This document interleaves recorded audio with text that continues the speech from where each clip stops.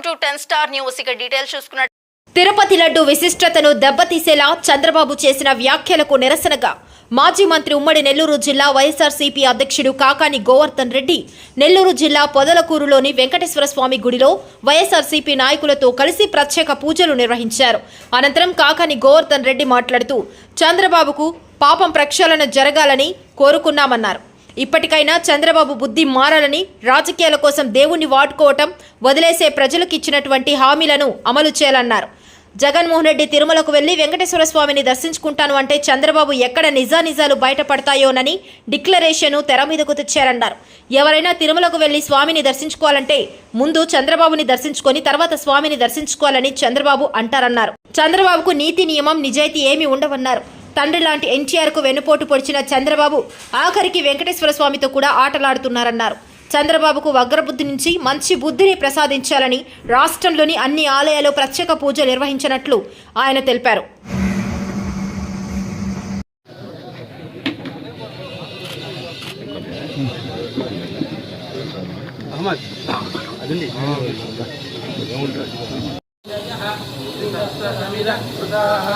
దేవాయజ్ఞం తన్వానాః అవద్దన్ పురుషం వశం సమ్యక్నం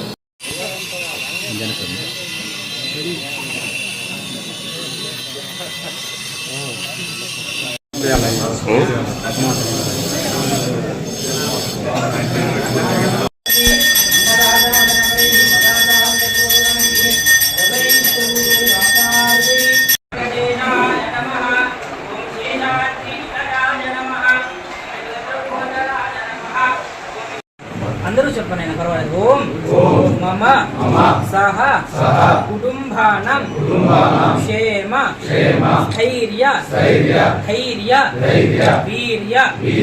విజయ అభయ ఆయు ఆరోగ్యత నమస్తే అస్తు ఋషికేశ మహా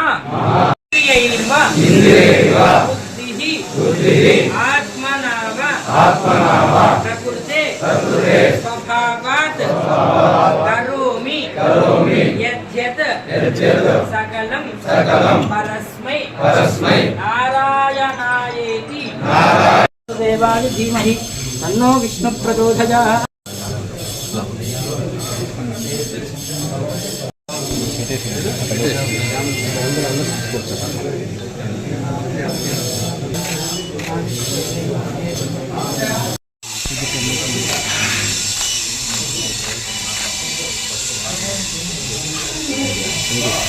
వచ్చాయి కాబట్టి వాటిని తిప్పి పంపించేశాము, రిజెక్ట్ చేశామని చెప్పారు. సాధారణంగా స్వామివారి దగ్గర ఉన్న ప్రక్రియ ప్రతి వస్తువుని తయారు చేయడానికి స్వామివారి దగ్గర ల్యాబొరేటరీ ఉంది. స్వామివారి దగ్గర ల్యాబొరేటరీ ఉందనేటువంటిది చంద్రబాబుకు తెలుసు, అయినా అక్కడ లేదు అని అబద్ధాలు చెప్పాడు. అది వేరే విషయం. ప్రతిసారి నెయ్యి తీసుకొస్తే స్వామి దగ్గర దాన్ని పరీక్షించిన తర్వాత స్వామివారి దగ్గర ఉన్నటువంటి ల్యాబొరేటరీలో దాంట్లో కల్తీ జరిగిందా లేదా అనేటువంటిది నిర్ధారించుకొని కల్తీ జరిగింది అని తెలుసుకున్న తర్వాత దానిని రిజెక్ట్ చేస్తారు. ఒక్కొక్కసారి ఏమేమి కల్తీ జరుగుతున్నాయని తెలియడానికి మైసూరులో ఉన్నటువంటి national food technology and research సెంటర్కి పంపిస్తారు. ఈసారి చంద్రబాబు అందుకు భిన్నంగా 4 ట్యాంకర్లు పాస్ అయ్యి వెళ్ళిపోయి 4 ట్యాంకర్లు రిజెక్ట్ అయిన తర్వాత వాటిల్ని గుజరాత్లో ఉన్నటువంటి నేషనల్ డైరీ డెవలప్మెంట్ బోర్డుకి పంపించి అక్కడ కూడా ఏదో ఒక కుట్రకోణం ఉన్నట్టుగా బయట అనిపిస్తుంది. అక్కడ నుంచి నివేదిక తెప్పించడం, ఆ నివేదికని టీటీడీ బయట పెట్టకుండా నేరుగా తెలుగుదేశం పార్టీ కార్యాలయంలో బయటపెట్టి దీంట్లో అనిమల్ ఫ్యాట్ ఉందని చెప్పాడు. ఓ పక్క లోకేష్ చెప్పాడు, ఓ పక్క పవన్ కళ్యాణ్ చెప్పాడు, ఓ పక్క టీటీడీ ఈవో శ్యామలరావు గారు చెప్పారు. 4 ట్యాంకర్లు అడల్ట్రేషన్ లేదు, కల్తీ లేదని చెప్పి ధృవీకరించుకుని పంపించాం. 4 ట్యాంకర్లో కల్తీ ఉందని వెనక్కి పంపించాం. ఈ తతంగం అంతా అసలు ఎప్పుడు జరిగింది? చంద్రబాబు నాయుడు ముఖ్యమంత్రి అయిన తర్వాత జరిగినటువంటి తతంగం. చంద్రబాబు నాయుడు తాను ముఖ్యమంత్రి అయిన తర్వాత జరిగినటువంటి ఈ తతంగాన్ని ముందున్నటువంటి జగన్మోహన్ రెడ్డి గారికి ప్రభుత్వానికి అంటకట్టడానికి ప్రయత్నం చేస్తున్నారు. ఏం మాట్లాడుతున్నారో అర్థం కావట్లేదు. అబ్బాయి ఏం మాట్లాడుతున్నారో తెలియదు, కొడుకు ఏం మాట్లాడుతున్నారో తెలియదు. సాక్షాత్ పవన్ కళ్యాణ్ అన్నాడు చంద్రబాబు నాయుడు దీనిలో ఏం మాట్లాడడం మాకు సంబంధం లేదు, కానీ జగన్మోహన్ రెడ్డి గారికి సంబంధం ఉండదు. ఎందుకంటే ఒక ముఖ్యమంత్రిగా ఆయనకి ఈవోని లేదా తిరుమల తిరుపతి దేవస్థానానికి చైర్మన్ని పాలక మండలిని నియమించేటువంటి అధికారం ఉంటుంది కాబట్టి అంతవరకే ఆయన రూల్ అని చెప్పి ఒక మాట మాట్లాడాడు. లోకేష్ అదే దాన్ని ధృవీకరించాడు. ఆయన 4 ఏ నెంబర్లతో వచ్చినటువంటి ట్యాంకర్లను లోపల పంపించాం, ఏ ట్యాంకర్లతో వచ్చినటువంటి వాటిని వెనక్కి పంపించాం అనేటువంటిది కూడా స్పష్టంగా చెప్పాడు.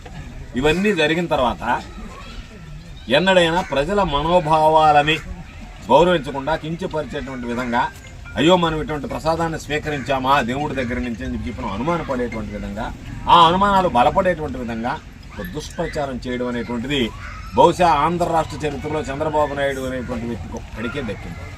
ఎందుకంటే చంద్రబాబు నాయుడికి నీతి, నియమము, నిజాయితీ ఏమీ లేవు. తండ్రి లాంటి మామకు వెన్నుపోటు పడిచినటువంటి చంద్రబాబుకి దేవుడిని కూడా ఉపయోగించుకోవడానికి కానీ, దేవుడి మీద కూడా ఏదైనా దేవుడిని అప్రతిష్ఠ పాలు చేసేటువంటి పనులు చేయడానికి కానీ ఎక్కడ వెనకాడు. ఈ నేపథ్యంలో జగన్మోహన్ రెడ్డి గారు ఒక పిలుపునిచ్చాడు. ఇది స్వామివారి వైభవానికి, స్వామివారి ప్రతిష్ఠకి సంబంధించినటువంటి విషయం కాబట్టి పూర్వ వైభవాన్ని స్వామివారు కొనసాగించాలి, ఎవరైతే పొరపాటు మాట్లాడారో వాళ్ళని శిక్షించాలి, వాళ్ళకి ప్రాయశ్చిత్తం జరగాలనేటువంటి విధంగా చంద్రబాబుకు మంచి బుద్ధి ప్రసాదించాలని చెప్పి రాష్ట్ర వ్యాప్తంగా పూజలు నిర్వహిస్తున్నటువంటి నేపథ్యంలో జగన్మోహన్ రెడ్డి గారు కూడా తిరుమల తిరుపతి దేవస్థానానికి వెళ్ళి అక్కడ వెంకటేశ్వర స్వామిని దర్శించుకోవాలనేటువంటి నిర్ణయం తీసుకున్నాడు. దానికి ఏదో ఇప్పుడు చంద్రబాబు నాయుడు ఏదైతే శ్యామలరావు చేత చిలక పలుకులు పలికిస్తున్నాడో, ఒకరోజు వెజిటబుల్ ఫ్యాట్ అని, ఒకరోజు ఎనిమల్ ఫ్యాట్ అని, ఆ విధంగా కాకుండా వాస్తవాలు ప్రజలకు తెలియాలి. వాస్తవాలు ప్రజలకు తెలియాలి అంటే నీ ఆధీనంలో ఉండేటువంటి అధికారులు ఈరోజు ఈ విచారణకి న్యాయం చేయలేరు, విచారణ పక్కదారి పట్టిస్తారు. నీ బుద్ధి, నీ ఆలోచన, నీ దుష్ట ఆలోచన ఏ విధంగా ఉందో దానినే ముందుకు తీసుకెళ్ళడానికి ప్రయత్నిస్తారు. కాబట్టి దయచేసి నీకు మంచి బుద్ధి ప్రసాదించాలి వెంకటేశ్వర స్వామి. మంచి బుద్ధి ప్రసాదించి దీనిని ఏదో మసిబూసి మారేడికాయ చేసి దాన్ని ఏదో ఒక విధంగా ఒకరిని నిందించేటువంటి విధంగా కాకుండా దీనిని కేంద్ర ప్రభుత్వ సంస్థ దర్యాప్తులో ఉన్నటువంటి ఆధీనంలో ఉన్నటువంటి సిబిఐ చేత విచారణ చేయించాలని చెప్పి డిమాండ్ చేస్తున్నాం. లేదు అని పక్షంలో హైకోర్టు సిట్టింగ్ జడ్జి చేత కానీ, సుప్రీంకోర్టు సిట్టింగ్ జడ్జి చేత కానీ, ఎందుకంటే దేశ విదేశాల్లో ప్రాశస్త్యం కలిగినటువంటి వెంకటేశ్వర స్వామికి సంబంధించినటువంటి ఆయన దేవాలయ ప్రతిష్టకు సంబంధించినటువంటి అంశం. ప్రతి ఒక్కరూ ఎంతో ఆప్యాయత, అభిమానం, అనురాగం, ప్రేమతో ఎక్కడ లేనటువంటి భక్తి ప్రపత్తులతో స్వీకరించేటువంటి లడ్డు ప్రసాదానికి, ఇతర ప్రసాదాలకు సంబంధించినటువంటి వివాదం. కాబట్టి సాక్షాత్తు స్వామివారికి ఈరోజు దేశవ్యాప్తిగా ఉన్నటువంటి భక్తుల దృష్ట్యా ప్రధానమంత్రి గారు జోక్యం చేసుకుని దీన్ని చంద్రబాబు నాయుడు విచారణ కాకుండా కేవలం కేంద్ర ప్రభుత్వం ఆధీనంలో ఉన్నటువంటి సంస్థల చేత కేంద్ర ప్రభుత్వమే ప్రధానమంత్రి గారు పూనుకొని దీని మీద దర్యాప్తు చేసి వాస్తవాలు వెలుగు చూడాలి, వాస్తవాలు ప్రజలకు గమనించాలి. చంద్రబాబు నాయుడు కుట్ర, చంద్రబాబు నాయుడు మోసపూరితమైనటువంటి ముసుగు ఇవన్నీ ప్రజలకు అర్థం కావాలి అని చెప్పి ఈరోజు మేము డిమాండ్ చేస్తున్నాం. అదేవిధంగా రాబోయేటువంటి రోజుల్లో చంద్రబాబు నాయుడికి భగవంతుడు మంచి బుద్ధి ప్రసాదించాలని చెప్పి ఈరోజు పూజలు చేశాం.